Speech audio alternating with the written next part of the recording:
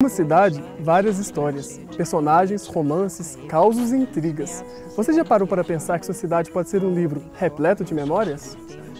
Ruas, parques, edifícios, cenários clássicos de Belo Horizonte são eternizados nos 26 volumes de BH, A Cidade de Cada Um, coleção que reúne dezenas de histórias de vários autores e sua relação com a capital mineira.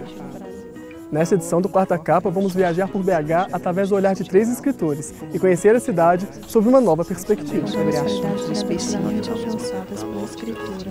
O autor relata suas vivências no movimento de educação em meados do século XX no Brasil.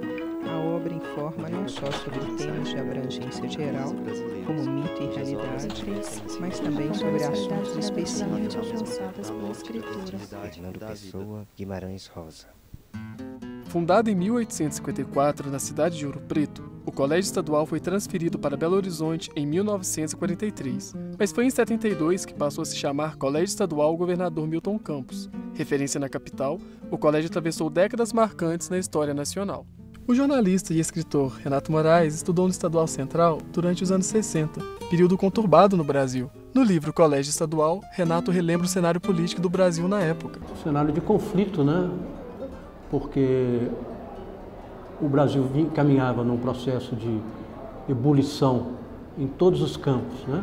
Onde a modernidade dava o tom, né? O governo JK, a presidência da República, a inauguração de Brasília, o advento do cinema novo, da bossa nova, dos grandes grupos teatrais, né? A opinião, e isso, de repente, sofreu, né? um corte brusco, né?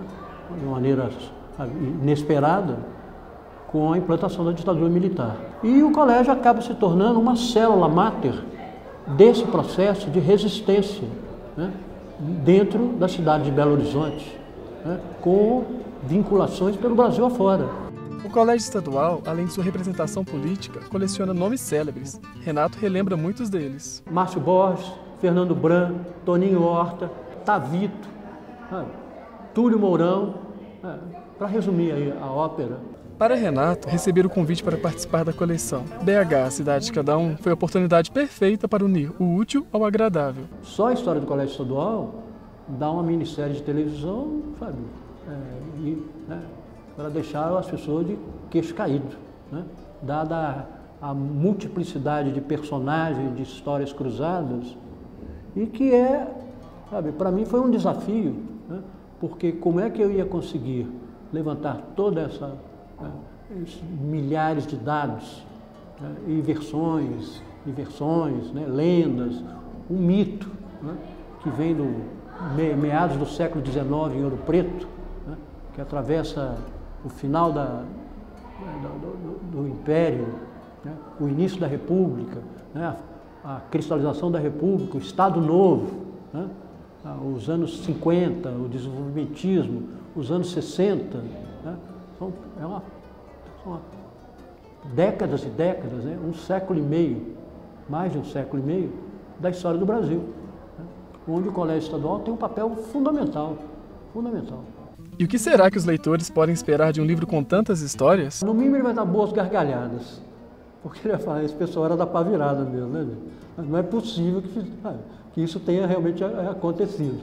Mas como eu acho que eu fui muito minucioso e detalhista, fica lançado o repto, o desafio, e fala, olha, vai atrás de quem foi, né, o personagem em questão e pergunte a ele se é verdade ou mentira, né?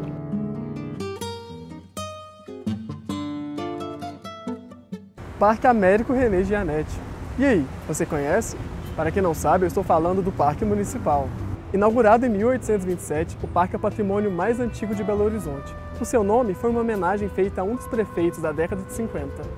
Atualmente, o parque abriga uma grande variedade de árvores, plantas e flores, um paraíso verde no meio do caos da cidade.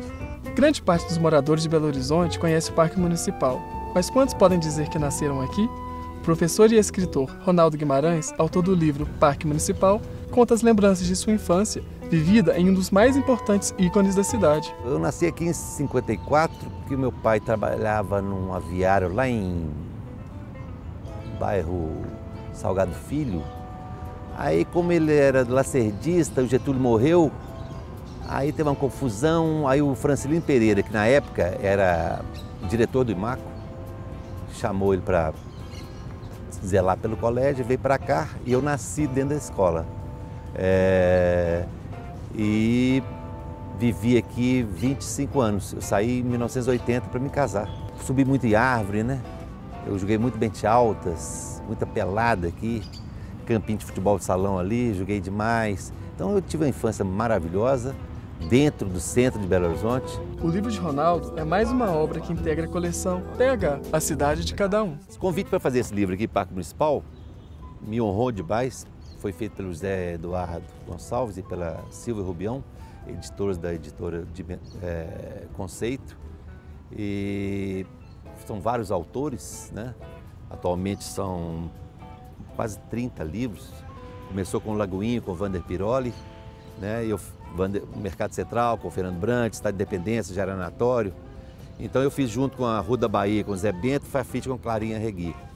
E eu fiquei muito feliz, esse livro me deixou muito emocionado, porque o primeiro livro, eu já tenho 5 livros publicados, e todos na terceira pessoa, mais distante. E esse livro foi o único livro que eu escrevi na primeira pessoa. Esse livro me emocionou demais, porque eu lembrei da minha infância, da minha juventude, e foi muito importante para mim.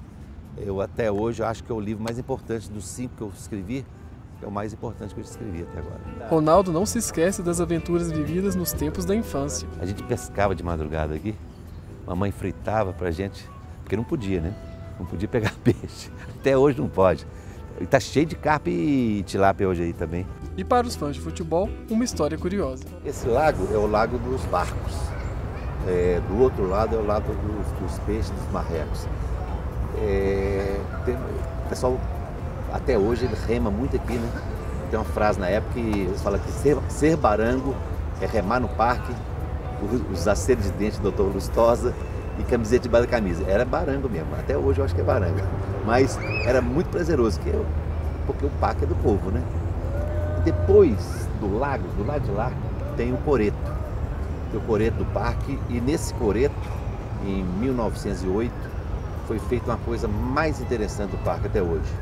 Foi a inauguração por alguns estudantes do Clube Atlético Mineiro.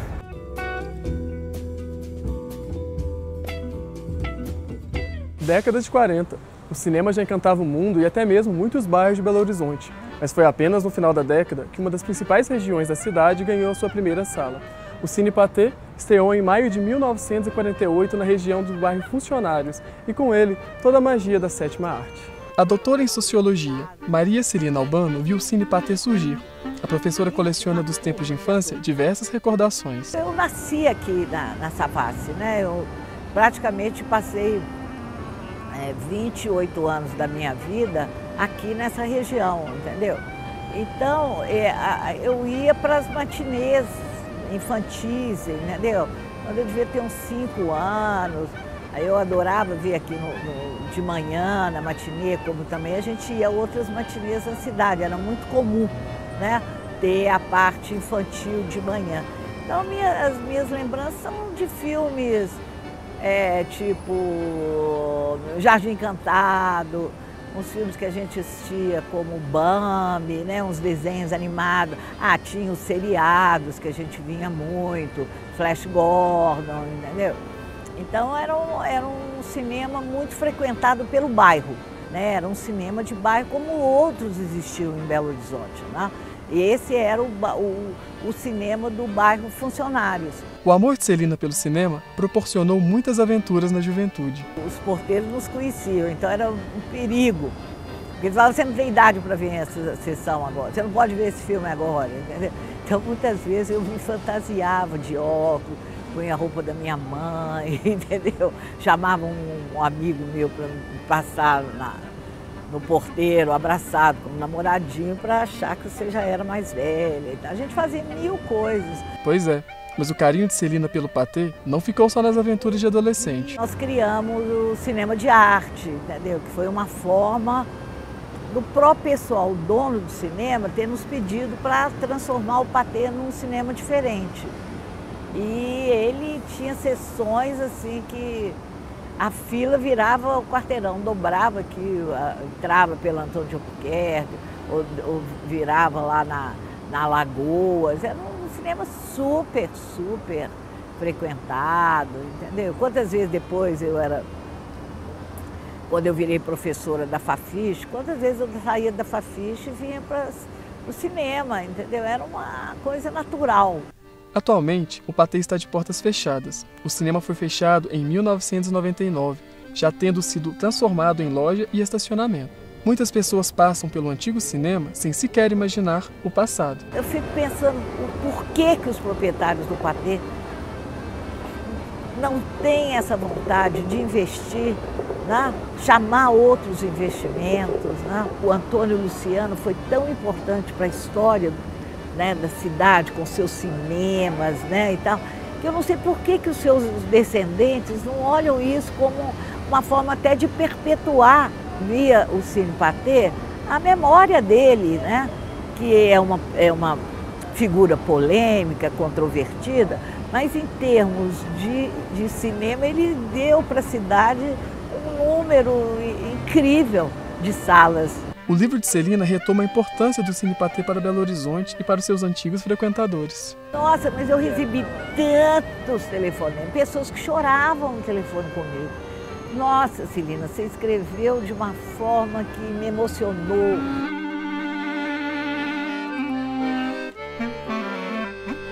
Espero que vocês tenham gostado do programa. Fica a dica para os amantes de BH. Essa edição do Quarta Capa fica por aqui. Até mais!